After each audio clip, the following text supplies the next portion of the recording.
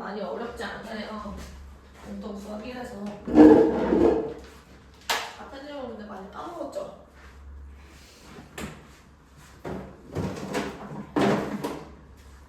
처음부터 공부한다라는 생각으로 해보자. 디딤돌 책은 수연에 있어? 집에 있나? 그 교재. 이렇게 만들어줬던 거. 그 숙제 교재. 아, 있어. 있어.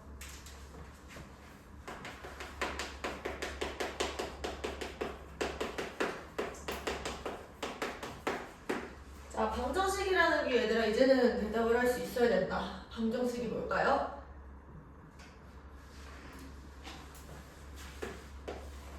방정식.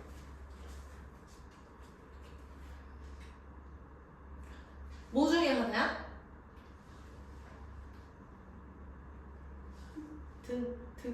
등식 중에 하나죠. 등식은 이제 등호가 있는 식이었고, 괜찮지 얘들아? 너무 오래 쉬었어요? 등식 중에 하나고, 등식에는 이제 항등식이랑 방정식이 있었어. 그때 우리가 방정식이라고 하는 것은 뭐였죠? 변수의 값에 따라서? 네, 변수의 값에 따라 참과 거짓이 달라지는 등식. 요거를 우리가 방정식이라고 얘기했었고, 이 방정식을 참이 되게 하는 그 변수의 값을 뭐라고 했었죠? 해 또는 근 이렇게 얘기를 했었지. 얘를 근 또는 해 이렇게 얘기를 했었다. 그러면 여기서 이 앞에 3, 4차가 붙었다라는 거는 우리가 얘를 왼쪽으로 다 밀고 우변을 는 0 이런 식으로 만들었을 때 여기 있는 이 다항식이 몇 차라는 거야? 3차 또는 4차가 된다라는 얘기인 거죠. 여기서 이 차수는 누가 결정해? 변수가 결정해? 변수가 뭐 한 횟수? 변수가 곱해진 횟수. 여기서 내가 변수는 보통은 x라고 얘기를 하고요. ax 세제곱 플러스 bx 제곱 플러스 cx 플러스 d는 0이다 이런 식으로 나타나면 요거는 3차 방정식인 거고, 여기가 x 4제곱이면 이때는 4차 방정식이 이렇게 되겠죠. 괜찮아? 우리가 지금까지 공부했던 게 계속 2차 방정식이었고 여기 차수가 하나 더 들어간 거라고 생각을 하시면 돼요. 그러면 여기서 얘들아 이 3차 방정식 같은 경우는 근이 몇 개 있다 라고 너희들이 알고 있어요? 근이 3개 있어요. 3차일 때는 근이 3개다 라고 기억을 하시면 돼. 근데 이렇게 근이 3개 있는데 얘네들이 모두 실제로 존재하는 수는 아닐 수도 있어. 2차 방정식이 배웠다시피 우리가 실근도 있었고 허근도 있었죠. 2차 방정식에서는 우리가 근이 어떤 종류가 가능했냐면 실근이 서로 다른 실근이 있을 수도 있었고 아니면은 서로 같은 실근, 즉 중근이 있을 수도 있었죠. 그리고 마지막은 허근이었어. 걔네들을 우리가 판별하는 식을 뭐라고 불러? 판별식 B제곱 마이너스 4A씨가 그 역할을 했었죠.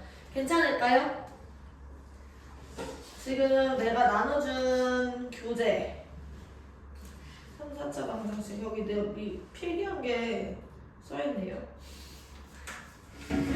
자, 이제 우리가 이 3, 4차 방정식에 대한 것들을 간단하게 리뷰를 한 거고 이제 우리는 이 3, 4차 방정식이 뭔지가 궁금했던 게 아니라 3, 4차 방정식을 푼다. 방정식을 푼다라는 말은 얘들아 뭐야? 푸네? 다시 방정식을 푼다라는 말은 뭐예요? 네 맞아, 해를 구하는 거.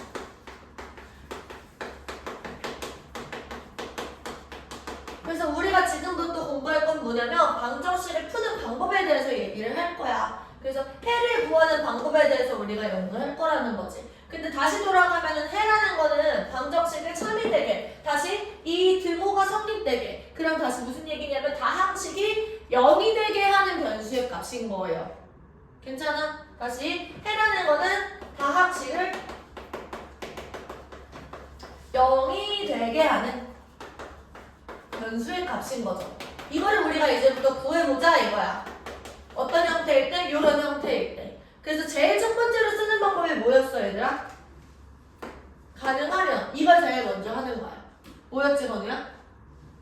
네 맞아요, 인수분해. 다항식이 0이 되게 하는데 어떤 역할을 하는 거냐면 이 친구를 예를 들어서 내가 x-알파, x-베타, x-감마 이런 식으로 우리가 곱의 형태로 나타냈어. 요거 곱하기 요거 곱하기 요거 이렇게 나타냈을 때는 0 이렇게 놓으시면 이건 우리가 어떤 식으로 해석할 수 있는 거냐면 x가 알파여서 여기가 0이 됐을 수도 있어. 아니면 x가 베타여도 여기가 0이 됩니다. x가 감마여도 여기가 되는 거니까 요 3차식이 0이 되게 하는 x의 값은 알파, 베타, 감마, 알파 또는 베타 또는 감마 이런 식으로 얘기할 수 있다는 거야. 그러니까 여기서 이거를 또는이라고 연결을 하셔야 돼요. 왜냐면 알파 혼자서만 충분히 0으로 만들 수 있으니까. 베타가 돼도, 베타만 돼도 0이 되는 거예요. x가 알파, 베타, 감마가 다 될 필요는 없어요. 무슨 얘기인지 알겠어? 얘를 0으로 만드는 x의 값으로 이런 것들이 가능하다라는 거야. 그러면 얘들아 우리가 이 3차식을 인수분해 하려면 어떤 방법을 이용했었는지 혹시 기억나요? 네, 조립제법. 인수분해를 하기 위해서 우리가 조립제법을 사용했었고 조립제법을 사용하기 전 단계가 뭐였을까? 기억나 혹시? 무슨 확인하는 과정 하나가 필요했어. 조립제법을 사용하기 전에. 대입을 해서 뭐가 되는지를 확인해보는 거야? 0이 되는지를 확인을 해보는 거야. 괜찮아? 근데 대입을 해서 0이 된다라는 말 자체가 그게 해가 된다라는 얘기랑 똑같은 거거든? 근데 우리가 해를 하나만 찾고 싶은 게 아니라 세 개를 찾고 싶으니까 끝까지 인수분해를 해보기 위해서 하는 거라고 생각을 하시면 돼요. 다시 뭐였냐면 인수정리라는 말 혹시 기억나요? 나머지 정리, 인수정리 할 때 그 인수정리인데 완전 까마득한 옛날 같죠? 자 봐봐. 어떤 fx라는 다항식에 내가 x 자리에 알파를 집어넣었어. 그랬더니 얘가 0이래. 그러면 이 말뜻은 뭐였냐면 f 알파가 0이면 fx는 x 마이너스 알파를 인수로 갖는다. 요게 인수 정리였거든요. 이게 인수 정리야. 이게 뭐 어디서 나왔던 거냐면 나머지 정리에서 나왔어요. 여기서 얘들아 이 f 알파의 역할이 뭐였어? fx에서 x 자리에 알파를 집어넣었어. 그러면 그건 뭐야? x 마이너스 알파로 나눈 나머지가 됐었죠. 기억나? 봐봐. 내가 x라는 식이 있어. 이 친구를 내가 x 마이너스 알파로 나눌 거야. 그러면 이 fx가 어떤 식이 되는데 그거는 완전히 좌변 fx랑 같은 식이야. 그럴 때 우리가 얘를 뭐라고 불러? 좌변과분이 완전히 똑같을 때 걔를 뭐라고 불러? 함수식이라고 부르지. 나눗셈의 함수식 혹시 기억나요? x 마이너스 알파로 나눴어? 그때 몫이 qx고 이때 나머지를 뭐라고 해? 라지 r 이렇게 놨을 때 이 라지 r이랑 똑같은 게 뭐예요? f? 알파인 거야. 봐봐 얘들아. 여기서 알파를 내가 집어넣는 수와 qx가 날아가면서 라지 r이 f 알파가 된단 말이야. 왜냐면 좌변하고 구분이 완전히 똑같은 식이기 때문에 그런 거예요. 기억이 조금씩 나요? 전혀 안 나? 자, 지금 여기서 이 나머지 라지 r이 f 알파까지 여기까지 복습했어. 그때 얘들아 f 알파가 0이다라는 게 어떤 의미냐면요. 나머지가 0이다라는 말이야. 나머지가 0이다라는 말은요. 나머지가 0이다라는 말은 똑같은 의미로 나눠 떨어진다라는 거고, 나눠 떨어진다라는 거는 인수로 갖는다라는 말이랑 똑같은 거라고. 그게 인수 정리였어요. 그래서 내가 f 알파가 0이다 이거를 우리가 확인을 하고 fx를 우리가 조립제법을 이렇게 씁니다. a, b, c, d 이렇게 개수들만 이렇게 따와서 여기 알파 쓰고, 여기 알파는 뭐냐면 나누는 식을 다시 나누는 식 x 마이너스 알파를 0으로 만드는 x의 값을 써주는 거였죠. x 마이너스 알파를 0으로 만든 x 값은 알파니까. 그래서 내가 요것들을 쭈루룩 이렇게 써가지고 여기 나머지가 0이 나오는 거고, 그러면 여기에 이렇게 나온 친구가 qx의 역할을 하는 거죠. 그래가지고 우리가 양식을 쓸 수 있었다고요. 예시를 보여줄 테니까 일단 적어봐 얘들아. 쓰면서 천천히 다시 복습하시고요. 이거 머릿속에 다시 새겨보려고 노력해. 얘들아 한 번 배웠던 거는 날라가요 금방. 그래서 여러 번 복습을 해야 되는 거고 내가 강제적으로 이렇게 친절하게 설명해 주잖아. 그치? 그러면 이제 여러 번 반복하면서 머릿속에 넣으시면 돼.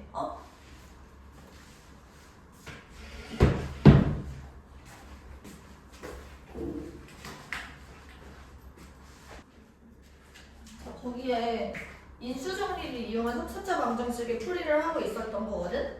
정리를 하자면 이런 거야 얘들아. 내가 어떤 다항식 fx가 있어요. 이때 fx는 0이다 라는 우리가 이 방정식을 풀기 위해서 인수분해를 차근차근 해 나갈 건데 여기서 f 알파가 0이면 우리가 fx를 x 마이너스 알파 그리고 여기서 gx 뭐 이런 식으로 쓸 수 있다는 거죠. 그러면 fx는 0이다의 한 근으로서 우리가 알파를 발견을 하는 거야. 괜찮을까요? 근데 여기서 내가 알파를 집어넣어 보는 거는 그냥 완전히 이제 찍기잖아. 그치? 내가 어떤 적당한 수를 대입을 해가지고 알파를 얻어낸다는 거야. 근데 여기서 이 알파를 아무거나 대입을 하는 게 아니라 적절한 걸 대입을 해야 되는데 여기서 내가 힌트를 줄 거야. 알파로 가능한 거는 뭐냐면 플러스 마이너스, 그러니까 플러스일 수도 있고 마이너스일 수도 있어요. 여기서 이 분모에는 뭐를 까는 거냐면 fx의 최고차항이 있겠죠? 최고차항 개수의 약수 분의 fx의 상수항의 약수. 요거를 기준으로 먼저 대입을 하시면 된다라는 얘기예요. 무슨 얘기냐면 예를 들어 ax 세제곱 플러스 bx 제곱 플러스 cx 플러스 d라는 3차식이 있어. 내가 인수분해를 해가지고 최종적으로 만들고 싶은 건 뭐냐면 얘를 내가 a, x 마이너스 알파, x 마이너스 베타, x 마이너스 감마로 만들고 싶다는 거잖아. 그쵸? 여기서 내가 알고 싶은 건 알파, 베타, 감마잖아요. 그쵸? 맞지? 그러면 여기서 뭐가 되는 거냐면 먼저 이 알파가 될 수 있는 후보는 보세요 얘들아. 얘를 다 전개를 했을 때 마이너스 알파, 베타, 감마가 나와요. 근데 여기 앞에 a가 곱해져 있는 상태지. 얘가 d가 된다라는 거야. 그럼 무슨 얘기냐면 알파, 베타, 감마가 곱해져 있는 거는 마이너스 a분의 d가 된다는 거지. 이해돼요? 그래서 여기서 이 알파, 베타, 감마 얘네들에 해당되는 거는 마이너스 a분의 d의 약수예요. 그치? a는 뭐야? fx 최고차항 개수죠. d는 뭐야? 상수항이지. 여기서 얘는 최고차항 개수고 얘는 상수항이잖아. 그쵸? 그래서 마이너스 a분의 d의 약수가 먼저 후보가 된다라는 얘기인 거죠. 걔네들을 먼저 우선적으로 대입을 해주면 돼. 아시겠죠? 인수정리 조립제법을 이렇게 하시면 되고요. 자, 여기서는 얘들아 내가 3차식에서 1차식을 끌어냈어. 그럼 얘는 몇 차식이 돼? 2차식이 돼. 그래서 얘가 0이 되게 하는 것들은 또 2차식은 0이다. 2차 방정식을 푸는 거랑 똑같아요. 그래서 그 뒤로는 우리가 그냥 원래 알고 있는 것처럼 2차 방정식을 푸는 것과 동일하게 푸시면 된다. 이걸 하나 끌어내기만 하면 2차 방정식처럼 풀면 돼. 아시겠죠? 자, 근데 여기서 내가 몇 가지 꿀팁을 줄 거야. 네, 이거는 문제 풀다가 하자. 여기 써있긴 한데 자, 마지막으로 식의 구조가 반복이 돼요. 그러면 이때는 우리가 치환을 합니다. 치환을 해가지고 문제를 푸는 거는 이따 보여줄게. 넘어가서 158페이지를 한번 펴봐. 필수 예제 1번이에요.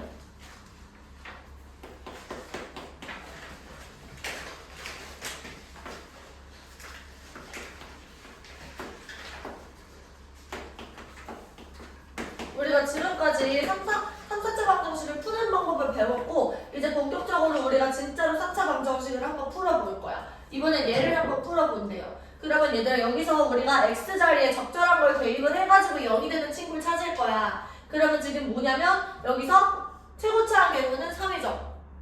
상수항은 4야. 그러면은 3의 약수는 뭐가 있지? 1이랑 3이 있죠. 4의 약수는 뭐가 있지?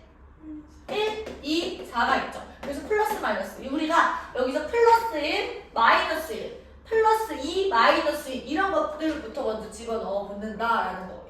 알겠지? 그럼 1을 먼저 집어넣어. 그러면은 3, 마이너스 7, 플러스 4. 그래서 0이 나오네? 그치? 그러면은 3, 마이너스 7, 0, 4. 해서 조립제법을 쓰는 겁니다. 1, 3, 3, 마이너스 4, 마이너스 4, 마이너스 4, 그리고 마이너스 4, 여기 0. 됐죠? 그러면 이 친구가 뭐가 되는 거냐면 x 마이너스 1 그리고 3x 제곱 마이너스 4x 마이너스 4는 0 이렇게 되는 거죠. 그럼 이 친구 2차식이니까 우리가 알고 있는 인수분해를 하시면 돼요. 인수분해 하면 어떻게 될까요?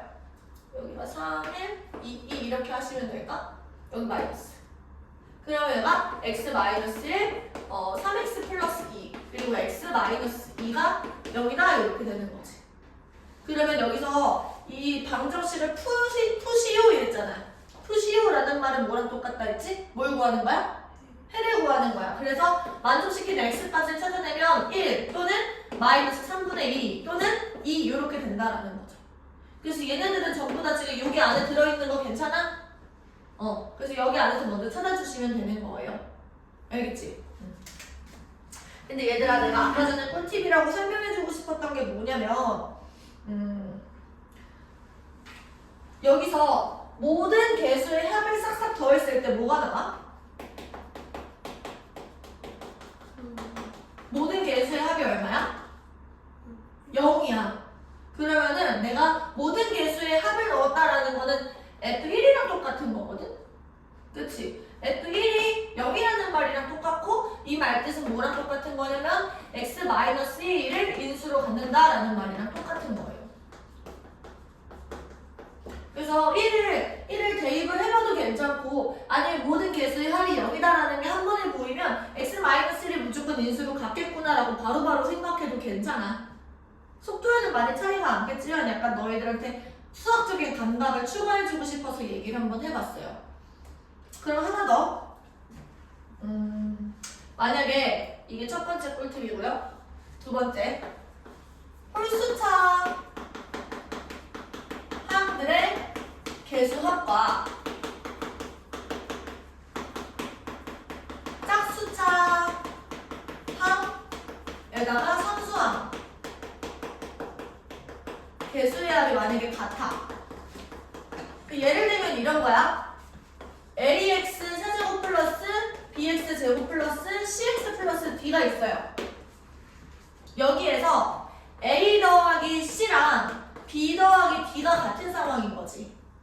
홀수차 항들이랑 짝수차 항들의 합이 만약에 같아. 그러면은 만약에 x 자리에 마이너스 1을 넣어봐. 마이너스 1을 넣으면 마이너스 a 플러스 b 마이너스 c 플러스 d 이렇게 된단 말이야. 그치? 근데 얘네들의 합과 얘네들의 합이 같으면 얘가 뭐가 되겠어? 0이 되겠지. 이해돼? 그래서 홀수 번째랑 짝수 번째의 합이 만약에 둘이 같으면 그때는 뭘 인수로 갖는 거냐면 x 플러스 1을 인수로 갖는다. 이런 생각도 우리가 할 수 있는 거예요. 괜찮을까? 되게 별거 아닌 것 같은데 문제 풀다가 되게 많이 이용을 해요. 그래서 한번 적어보세요.